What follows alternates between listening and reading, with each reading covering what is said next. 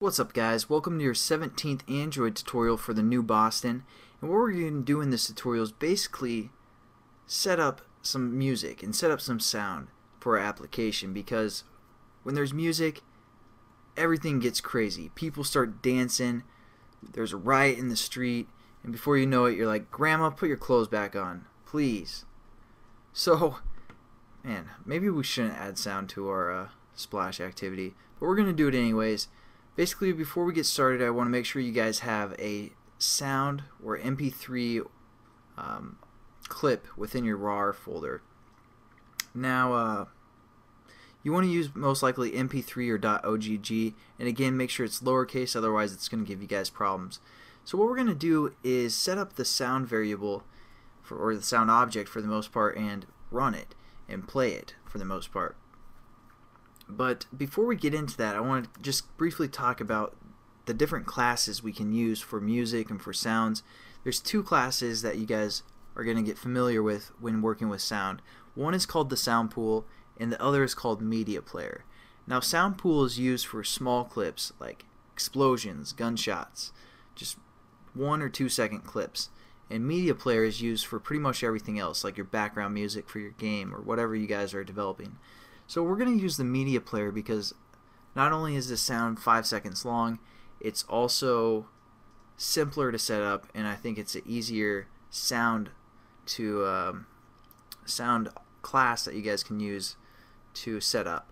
It's pretty easy, like I said, and it's going to be a MediaPlayer object. So we're going to say MediaPlayer like this. That's the type, and we're going to call it our sound, or our song, we should say. Again, we have to import the MediaPlayer class as always, so we can use its methods.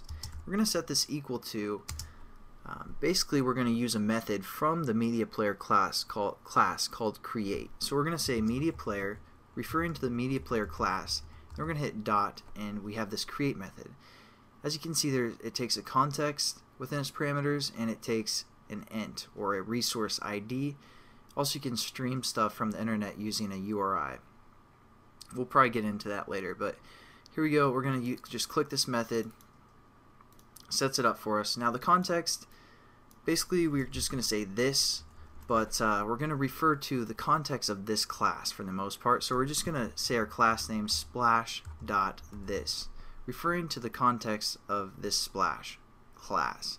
So there you go. We set up our context. Again, this is kind of Java, and we'll get into the definition of what this means later for the most part, but just realize it's the context of the splash class. For ID, we're just going to set this up just like every other ID we do, r.rar.splash sound. Now we have our MediaPlayer variable set up called our song. All we have to do now is do our song, song dot start maybe. Yeah, we can use the method start from the MediaPlayer class. Just click that and hit semicolon to finish, and now our sound's going to start.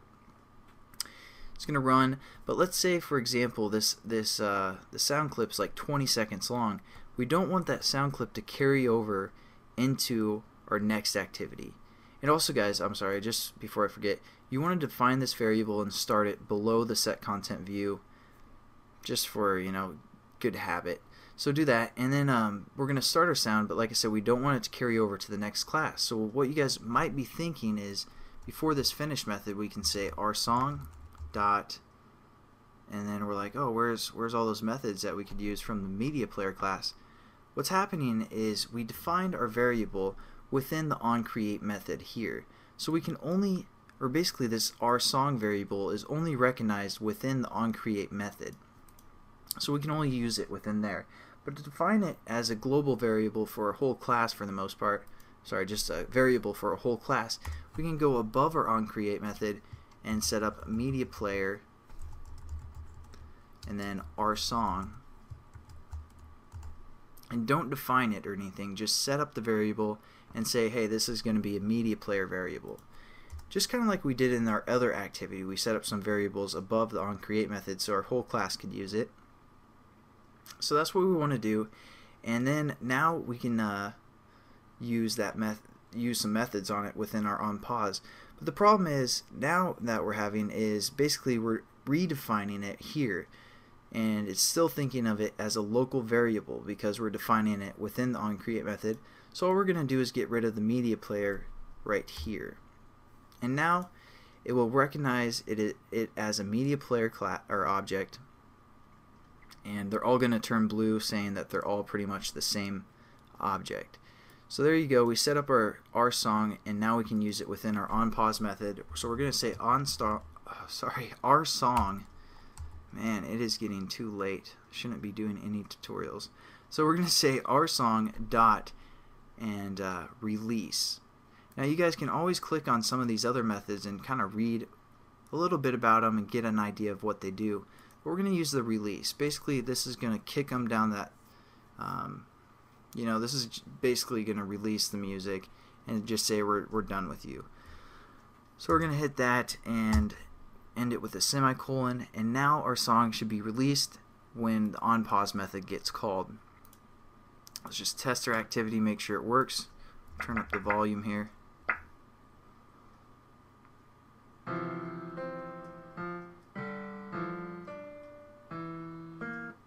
Yeah, I created that. I'm a natural Beethoven. So yeah, it looks like our activity works and we have some sound to it now. Grandma, put your clothes back on. What are you doing? Get out of here. So yeah, it looks like it's working, and I'll catch you guys in the next tutorial. See you later. Peace.